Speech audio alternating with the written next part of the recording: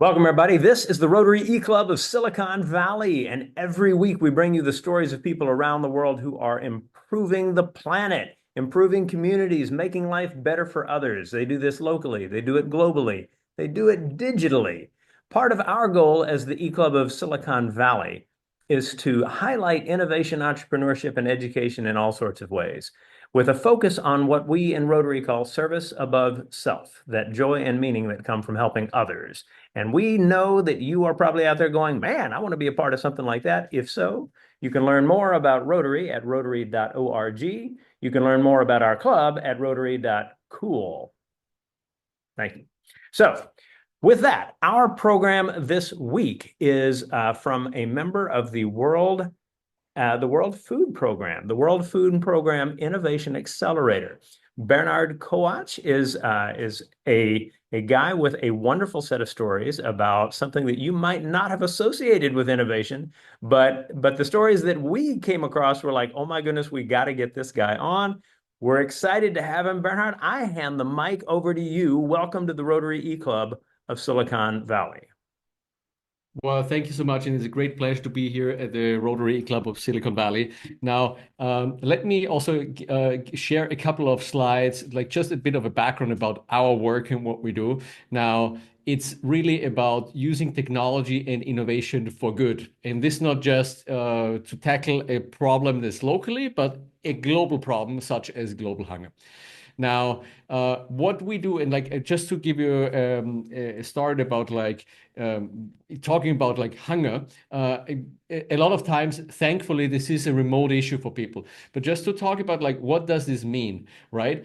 In this moment, as we speak, there's about 343 million acutely hungry people. So these are people marching towards starvation, and this is really sad. Is in a planet where we actually have enough food on the planet, that actually this is a reality. And at the same time, because of conflicts, about natural disasters, about like inflation, this is what's happening in the planet. Like 343 million people, and that's more than double the amount of the number of people it was in that bad situation than in 2019. So like there is a crisis going on as we speak. As World Food Program, and just to share this with you, if you have never heard of us, it's whenever you hear the news, the UN delivers food, whether it's in Gaza, Ukraine, Venezuela, Colombia, Sudan, it's the World Food Program, together with partners, of course, reaching about 120 million people. So depending on the funding that we receive. So this is also something that, historically, like we are thankful to, the contributions also from the generous American taxpayer that has enabled the work of humanitarian food assistance, making sure not only like emergency food is being delivered, school meals programs are happening, mother and child nutrition programs are happening, but also connecting farmers to markets. And you may not know this, but as World Food Program, we don't only just deliver physical food, but we also give people cash. So like cash where they have cards, mobile money, or even blockchain-enabled transactions where they can go into stores, purchase food. And that's active in 120 countries and territories. But then maybe just to say, like, what do we do as WFP Innovation Accelerator? And this is from the mission of identifying, supporting, and scaling high impact innovations and startups. Think about it's like Y Combinator for impact for the global south, for developing countries. So like that's really the focus of the work that we're doing. Also, as I was saying, generously supported by different government partners, but also like John Deere, Google, high net worth individuals. So like without that, we couldn't actually do our work. We are 100% funded by donations so far. So now, what do we do? And then just give it a glimpse. Is like, so we run an accelerator, like a Y Combinator for ending hunger. So that's the first pillar. Our second pillar is actually a venture building. It's about using AI, blockchain, robotics, kind of like building solutions of the future. Now, the third pillar is where we run accelerator programs for other organizations like the Gates Foundation, different other governments, different other NGOs. And lastly, working with global organizations and different regions to try to see, okay, how can we work better together with different regional platforms? Bring in volunteers, bringing in like corporates, how we can actually get things together so that it's not just us, but other can also engage in their capacities and like actually making things happen. Now, this sounds like maybe a little abstract, but then maybe for those of you who love frameworks, so how this typically runs is like we look for innovations or startups globally. So this could be different non-profit innovations, could be for-profit startups, it could be companies. We've also had Silicon Valley unicorns in our program in the past. So typically it's about 1,000 inbound applications every month, out of which we select the 10 best. And then so far we've been, in our WFP program supporting 193 startups and non-profit innovations that then some of which the best go into a scale-up enablement program. Now, if you're asking, shouldn't we scale more? We actually should, but that's based on available funding. So they won't make it to scale up. They're actually getting the most funding. And most recently, we launched for the first time actually a venture fund where we provide loans and guarantees to startups. Now, to most of you, this may sound like, well, why haven't you done this? Now, imagine for the last 60 years, this is the first time this is happening. Now, and I think it's exciting because it's also a reality of like, we can do a lot of things with like people donating their time.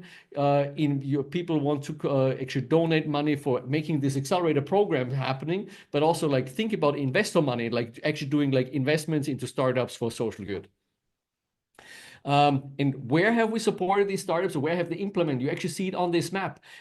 So World Food Program overall is in 120 countries. Last year, we supported startups and scaling these startups in over 80 countries, which you see like, almost all of Africa, Middle East, 20 countries in Latin America and in Asia.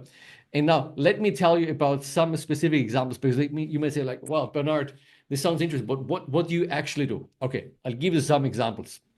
The first one, and like I'll talk about just these 5 examples here. This from technology, emergency response towards like using AI for smaller farmers, but like I'll just go through that in couple of minutes. Sky is actually a tool that Google helped us develop. So like AI engineers from Google in their 20% time have helped us build this. What it does, it uses satellite imagery and AI to automatically detect buildings and damages of buildings. So we've been using this for like earthquakes, hurricanes, where natural disasters, like where you see that before manual surveys, it might take you up to 2 weeks to actually find out where hungry people are, where the buildings are more destroyed. Now we can do this under 48 hours and have this like an assessment of a vast area of land using that. Just one example, using AI for better knowing like where are the hungry people, who needs aid the most. Second pillar, and second example is building blocks. Now, this is right now in the impact space still one of the largest humanitarian blockchain networks, blockchain-enabled networks. Originally, it was a wallet that we've been using for payments, but now we're actually using it in Ukraine, where it's used by 65 different organizations to do deduplication of assistance. So it's like it's the same person or the same family that goes to the UNHCR, the Red Cross, to Oxfam for the same service. The system triggers, oh, wait a second, the family already got this support, so you shouldn't actually pay them again. Now, what that has meant that it has avoided over $200 million of potentially duplicate transactions, so like $200 million of efficiency gains that were given in addition to more people as a service. Third example, and this is a public-private partnership where World Food Program works with different private sector entities, large and small, where it's a for-profit business model where it's essentially like the farmers, like this, let's say there's a single farmer and the lady essentially, besides having a small farm, she becomes now a farmer service center. So specifically in areas where there's no cooperatives or there's not enough of this infrastructure, and they become essentially the sales agent to then aggregate demand, sell the seeds, the fertilizer, the credit. And through that system, so far they've facilitated over $45 million of transactions already. And 2.7 million people benefit through like higher incomes through this farm to market alliance, which is a great example for Because oftentimes people say like, well, don't want to donate because it's not sustainable. That's a great example because here, this is sustainably helping smallholder farmers, some of the poorest farmers, to have an increased income. Scout. Now it's an AI tool again, which we are using, and again in this case, Google helped us build this. It's an AI optimized model for supply chain routes and placement of warehouses. And only in the first pilot, by doing that, we've been able to reduce emergency planning from 2 weeks to 24 hours, and also realize $2 million in savings. There was just the first pilot in East Africa in 6 months, and we're thinking that this might actually help us save $50 million if we roll this out globally. And just imagine, like in our case, we buy food from 11,000 different vendors all across the globe. Then where do you buy it? At what time do you buy it? Where do you store it in between? Like the combinations are so many, you can optimize this, but like really through AI, this is now that we can actually really leverage this. And then as a last example, this is also for those of you who are interested in tech. This is a social business, Ignitia, as a startup. What they do, they've built a weather model and farmers advice model specifically for rural parts of Africa. And their model is about 30 times more granular than global models. And so far, they have 2.7 million smaller farmers that pay for it, and 700,000 of them recurringly pay for it, which is like, those farmers, they pay for the service. So it's like essentially, there's a drought or there's a storm coming, and then they get advice to say like, okay, you need to do emergency harvest right now. You need to plant seeds right now. And it's one of those fascinating things. This only works because of, well, the satellites that are in orbit, because of AI. And what the startup does is like, even if the farmers can't read and write and they only have a feature phone, so they send them text messages with symbols. And then the symbols actually say, storm is coming, you need to harvest.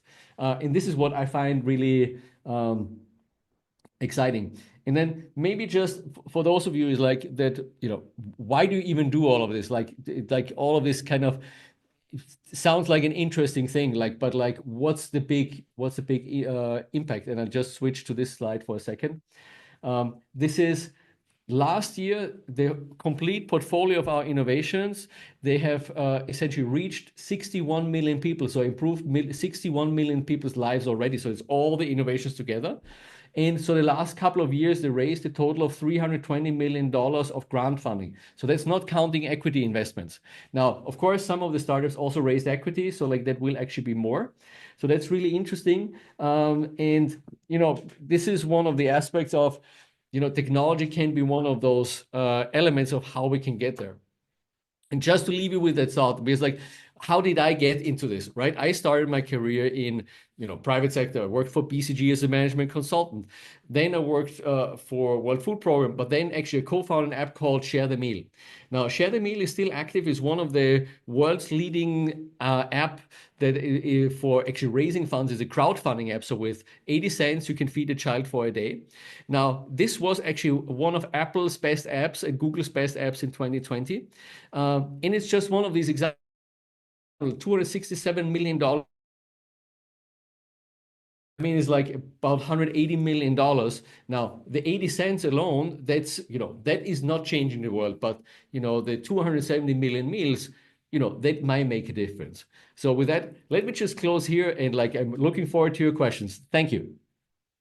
Oh my goodness. As expected, wildly cool. Before we get to the Q&A, I do want to introduce the group that we have on the recording. If I could ask the team that is able to wave when I call your name, that would be great. Visiting today is actually a charter member of our club in Brockville, Canada, Chris. All right. From our club, we have on Catalina Island, Ernesto Rodriguez. We have currently in Delaware, Nick Lagarde. Hanging out on the eastern side of Italy, we have our treasurer, Cecilia. In Marin, my good buddy and chess evangelist, Father Deacon Christopher. All right. And I am in San Mateo, where I work. And I am just excited to get into these questions. So I'm going to actually let Nick start the questions. Nick, go ahead. Yeah. Um, Bernard, I'm curious about the management of all of these innovations. Like to your point, you're the catalyst, you're the maybe the kind of the Y Combinator version for World Food Program. How do you and your team manage all of these? How do you make sure that they're on track?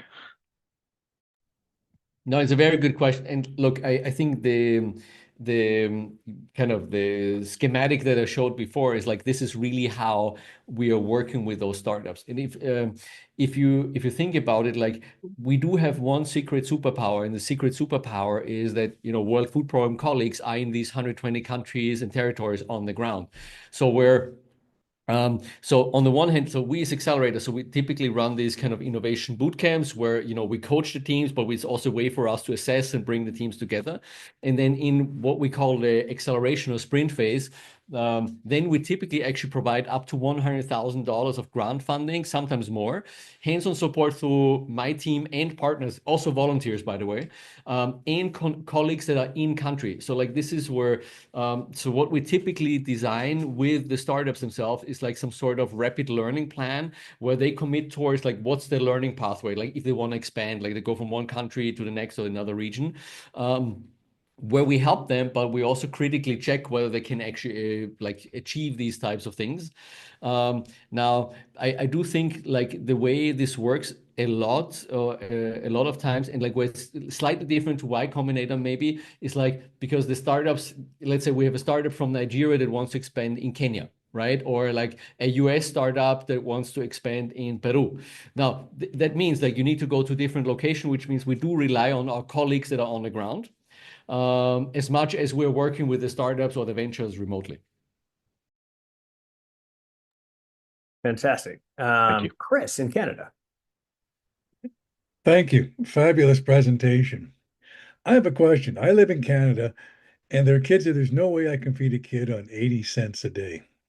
How is it that possible? I mean, I'd love to be able to do that. 80 cents a day, feed a kid. What is the meal? What do they actually receive for the 80 cents?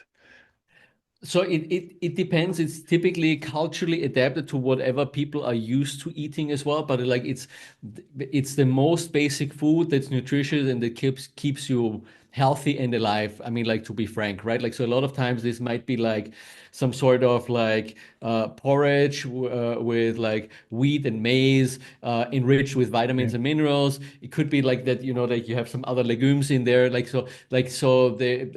lot of times so that's like what a school meal might look like, right? Now, for adults, like the food basket usually looks different, where you have a mix of like maybe some flour, vegetable oil, lentils, like like very, very basic food items and it's designed essentially to keep people alive and also the kids.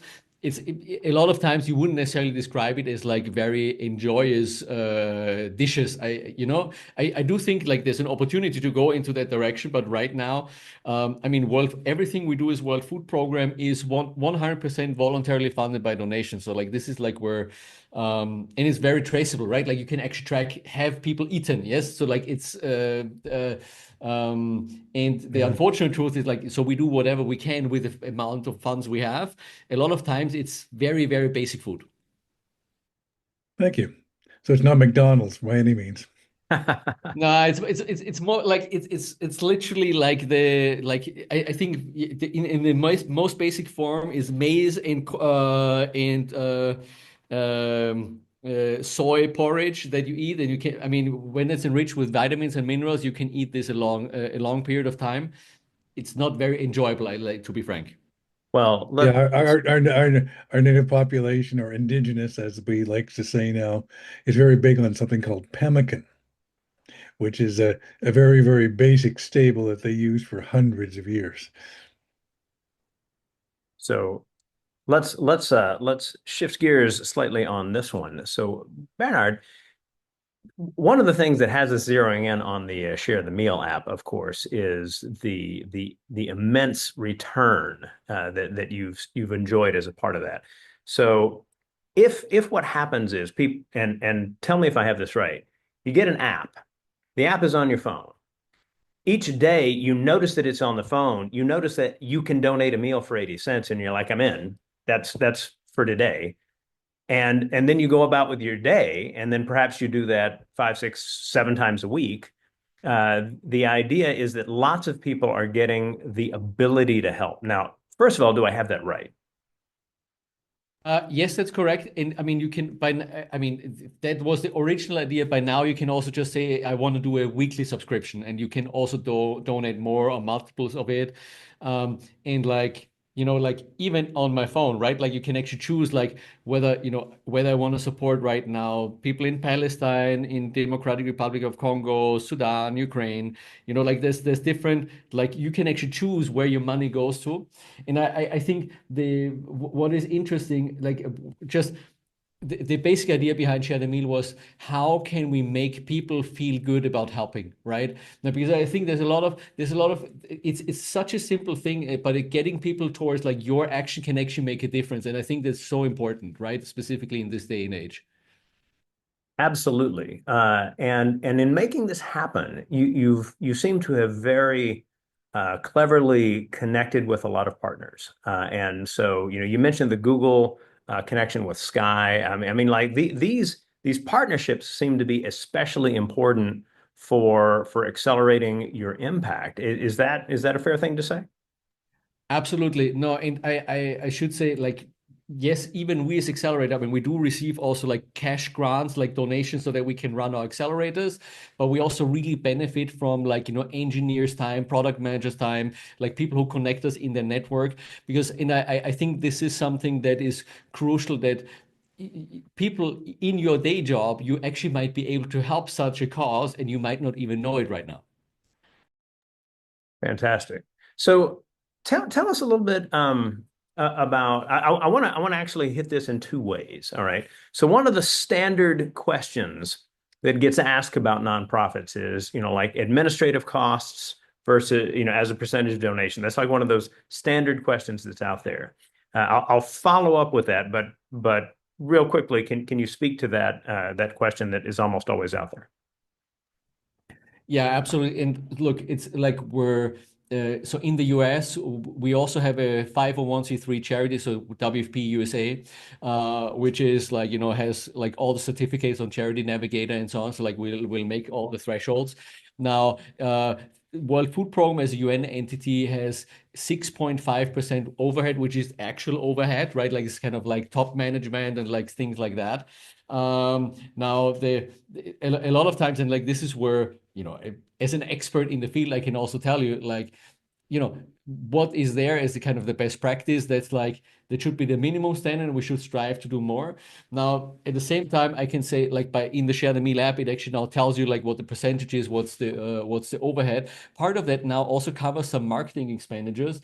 And what's interesting is that at least in the marketing expenditures for Share the Meal is like every dollar you put into marketing for Share the Meal, you actually get a return of multiples of that back in terms of donations. But it doesn't have to be the way. Like we can also do word of mouth and stuff like that. And like if you invite 10 of your friends and your 10 of your friends, like half of them invite 10 of their friends, right? Like so, it can be actually very, very successful. And I do come back towards like more it's even strategic where Share the Meal, if it's young people and they say like, hey, I'm donating 80 cents. Maybe the 80 cents today are not worth much, but it creates that habit. It creates this kind of like the knowledge of like I can actually change something. And then maybe later on in the life when they actually earn more money, that's when they actually then say like, hey, I remember I did something and that created a difference. Therefore, I want to do something more, right? Absolutely. I mean, this is kind of the basic knowledge of compounding interest in a way.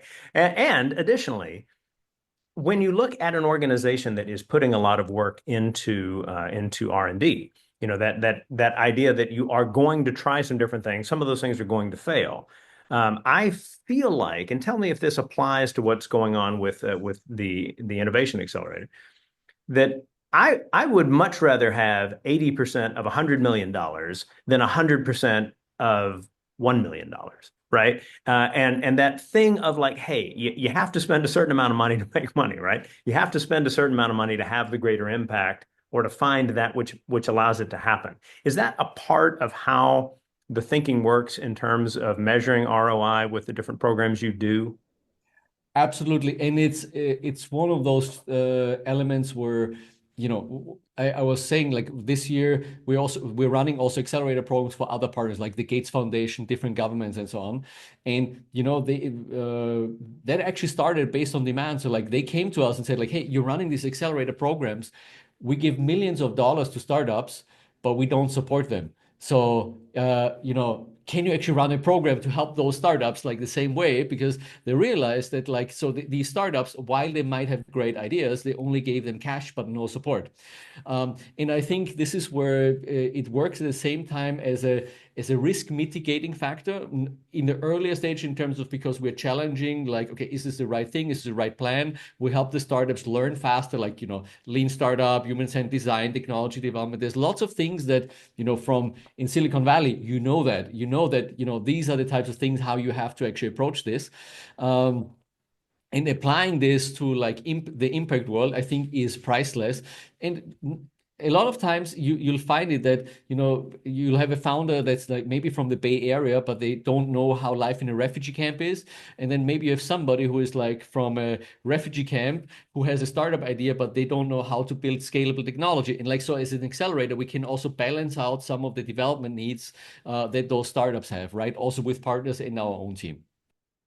Was there resistance to this innovation hub? Like, because obviously, I'm sure the World Food Program originally had very straightforward focus of providing the food, moving the food. This is obviously very different. How is the evolution of this part of your organization? I have to say this is like I mean, kudos to like the leadership also of the organization. So like it was our executive director at the time who, you know, gave me the green light to actually do this, where like with the idea of you know, this, we do so many things. If we want to be relevant in the future and if we want to be relevant for the people we serve, we need to provide them with the best service we can. And like it's and yes, one way or another, like you could argue, like if somebody has a great idea and they're great, they will make it no matter what. Now, the reason why we exist is because we systematically identify, support, and scale those promising, you know, innovations, or also scale innovation inside, but also external ventures that could be the game changer for humanitarian response or for connecting farmers to markets. And like I think WFP generally always has been innovation minded. Like so we provide food assistance even right now in Afghanistan, in Yemen, in North Korea. Like so, you know, in some places that are fairly challenging to actually do that type of humanitarian work.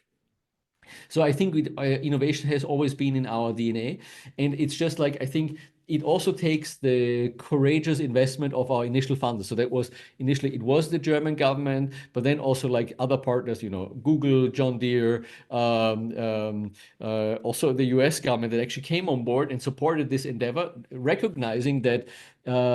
You know, it's good to do life-saving food assistance. At the same time, making the dollar go further also actually has a great payoff, right?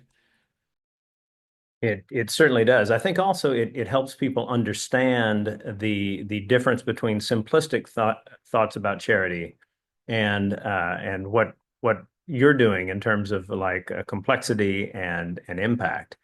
I noticed in your slides that one of the countries that you've had work in is the United States. Can you tell a little bit about WFP efforts in the United States? So, I mean, in the United States, typically it's like, so it's WFP USA, like is our fundraising charity. So like for World Food Program overall, this is like the type of work that we're working on now for some of the programs that we're running with and for partners, or some of the ventures that we're accelerating. So we might be accelerating them in Colombia, but they might also have operations in the US. Or like one of the startups, for instance, that we support is a Bay Area startup that's using AI and satellite imagery for essentially certifying and calculating carbon credits. Company is called Bumitra. I mean, like, so there's different areas and also companies that we've been working with. We are open and agnostic where the original startups or companies are from. But like in order for us as WFP to help, like as WFP, we are not active in the United States. So like it's like we work like in Haiti, Venezuela, Colombia, like not the US. Got it. The opportunity that you have here to tap the kind of innovation that happens in the many hubs that we have. So it's Silicon Valley, it's the Austin area, it's the Nashville area, it's the New York City, Boston, Chicago areas. Really exciting, to see those kinds of opportunities for people to get involved in the work that you all do as well. Couple of final questions for you. First, a quick one probably. Tell us a little bit about something that appears on one of your slides. Hashtag disrupt hunger. How has that social media campaign worked for you? It's one of those things where when you check us out on like whether it's LinkedIn or whether it's X or like my personal LinkedIn, like so it's like I think one of the aspects of what we want to do is we want to inspire others. We want to inspire others about that positive change is possible. And I mean, I also did a TED talk like at some point about this, where I think the aspect there is like I'm appealing to people to rethink from because sometimes people say like, yeah, I really want to do something, but I don't know how I can help, right? And the point is, oftentimes the answer is a lot closer to what you currently are already doing than what you think, because you might be an engineer, you might be the managing director of a company, and you have people on your team that want to support a marketing campaign. And I think for us, like Disrupt Hunger has been one of those names, has been copied by others like with different causes also, which signifies a little bit like of what we want to achieve, right? We want to have the breakthroughs. We want to have the kind of the moonshots for big global challenges rather than just saying, well, it's like 2% better. It's like, and I think this is an aspect that we really want to bring across and hopefully inspire others to also then join like with the same mindset. Excellent. We're going to have plenty of questions for you after we finish the recording, but we have kind of hit that time. So I will hand it back to you in just a minute. But for all of you who have taken time to watch the program that we put up, or any of the 500 or more programs that have been part of the Rotary E-Club of Silicon Valley over the decade plus that we have been working to inspire others to see the joy and meaning that come from serving others, thank you. Thank you for taking that time. We hope that you will share this recording when you get to the link. We'll post it on our YouTube channel. We hope that you will share the podcast when it makes it onto our podcast channels as well. That you are essentially going to be part of that effort to get other people to say, wow, there's some really, really cool and wonderful good happening in the world. As we always like to do, we hand it back to our speaker for the final word. So, Bernhard, what would you like people to have clearly in mind as they finish up watching this video or listening to the podcast? So if you care about like an impact cause and you don't know how to help yet, like I do encourage you, like think no further, go ahead and like actually explore like what from the current, like your current network, your current business, or like your social network, like what is it that you can actually use to create more impact together. And like I think this is one of the, I guess, my personal mission that I've been at, where it's like encouraging people to think not linearly, like, well, maybe in your current job, you don't have the direct access to like, provide volunteer or mentoring time. But maybe, there's a CSR or there's some sort of like an impact initiative or whatever it actually is in your company, or you're volunteering with another group, or maybe it's like getting two people from your network together and then you can have something with more impact. And whatever this is about, is if it's about global hunger, do come to us. If it's about anything else, maybe or maybe not, we are the right partner to do that. But even so, I do believe there's lots of positive meaning and so much good we can achieve together. And I think this is one of the things that gives me hope. Well, I think you have given lots of people hope through this story. So all of you who have joined us, thank you. We will see you next week.